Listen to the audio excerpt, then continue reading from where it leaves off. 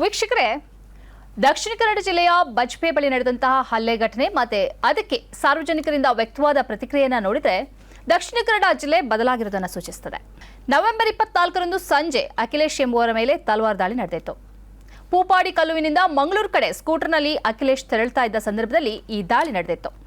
ಒಂದು ದ್ವಿಚಕ್ರ ವಾಹನದಲ್ಲಿ 4 ಮಂದಿ ಸಂಚರಿಸುತ್ತಿರುವುದನ್ನು ಗಮನಿಸಿ ಅದನ್ನು ತನ್ನ ಮೊಬೈಲ್ನಲ್ಲಿ ವಿಡಿಯೋ ಚಿತ್ರೀಕರಿಸಲು ತಾನು ಮುಂದಾಗಿದ್ದೆ ಅಂತ ಅಖಿಲೇಶ್ ತನ್ನ ಮೇಲಿನ ದಾಳಿಗೆ ಕಾರಣವನ್ನು ಹೇಳಿದರು. ಈ ಚಿತ್ರೀಕರಣವನ್ನು ಕಂಡ ಆರೋಪಿಗಳು ತಲವಾರಿನಿಂದ ದಾಳಿ ನಡೆಸಿದ್ದಾರೆ ಎಂದು ಅಖಿಲೇಶ್ ಬಜ್ಪೆ ಪೊಲೀಸರಿಗೆ ದೂರು ನೀಡುತ್ತಾರೆ.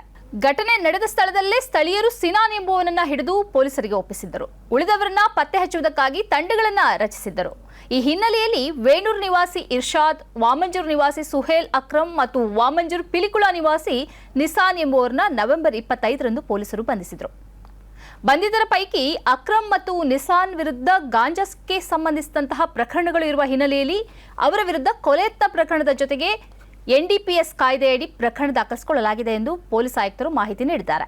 ಈ ಬಂಧಿತರ ಪೈಕಿ ಅಕ್ರಮ್ ಮತ್ತು ನಿಸಾನ್ ವಿರುದ್ಧ ಗಾಂಜಾಕ್ಕೆ ಸಂಬಂಧಿಸಿದಂತಹ ಪ್ರಕರಣಗಳು ಇರುವ ಹಿನ್ನೆಲೆಯಲ್ಲಿ ಅವರ ವಿರುದ್ಧ ಕೊಲೆಯತ್ನ ಪ್ರಕರಣ ಜೊತೆಗೆ ಎನ್ಡಿಪಿಎಸ್ ಕಾಯ್ದೆಯಡಿ ಪ್ರಕರಣವನ್ನ ದಾಖಲಿಸಿಕೊಳ್ಳಲಾಗಿದೆ ಅಂತ ಪೊಲೀಸ್ ಆಯುಕ್ತರು ಮಾಹಿತಿ ನೀಡಿದ್ದಾರೆ.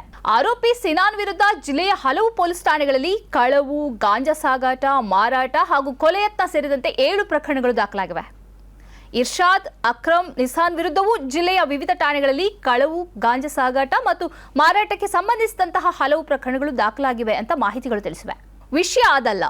ಸಾಮಾನ್ಯವಾಗಿ ಈ ಹಿಂದೆಲ್ಲ ಇಂಥ ಪ್ರಕರಣಗಳು ದಕ್ಷಿಣ ಕನ್ನಡ ಜಿಲ್ಲೆಯಲ್ಲಿ ಉದ್ವಿಗ್ನತೆಯನ್ನು ಸೃಷ್ಟಿಸುತ್ತಿತ್ತು. ಹಿಂದುವಿಗೆ ಮುಸ್ಲಿಮರು ಚೂರಿ ಹಾಕಿದ್ದಾರೆ ಎಂಬ ಸುದ್ದಿ ಸೋಷಿಯಲ್ ಮೀಡಿಯಾದಲ್ಲಿ ಹರಡ್ತಾ ಇತ್ತು. ಆ ಬಳಿಕ ಮುಸ್ಲಿಮರನ್ನ ದ್ವೇಷಿಸುವ ಭಾಷಣಗಳಾಗ್ತಿತ್ತು. ಕ್ರಿಯೆಗೆ ಪ್ರತಿಕ್ರಿಯೆ ಎಂಬಂತೆ ಅಲ್ಲಲ್ಲಿ ಹಲ್ಲೆ ಕೃತ್ಯಗಳು ನಡೀತಾ ಇತ್ತು. ಆದರೆ ಈ ಅಖಿಲೇಶ್ ಪ್ರಕರಣದಲ್ಲಿ ಇಂಥ ಯಾವ ಬೆಳವಣಿಗೆಯೂ ನಡೆದಿಲ್ಲ. ದ್ವೇಷ ಭಾಷಣಗಳಾಗಿಲ್ಲ, ಪ್ರತೀಕಾರದ ಹೇಳಿಕೆಗಳು ಬಂದಿಲ್ಲ. ಬಹಳ ಮುಖ್ಯವಾಗಿ ಸೋಷಿಯಲ್ ಮೀಡಿಯಾದಲ್ಲಿ ಬಹಿರಂಗವಾಗಿ ಯಾರೂ ದ್ವೇಷದ ಬರಹಗಳನ್ನು ಹಂಚಿಕೊಂಡಿಲ್ಲ, ಭಾಷಣದ ವಿಡಿಯೋಗಳನ್ನು ಪೋಸ್ಟ್ ಮಾಡಿಲ್ಲ.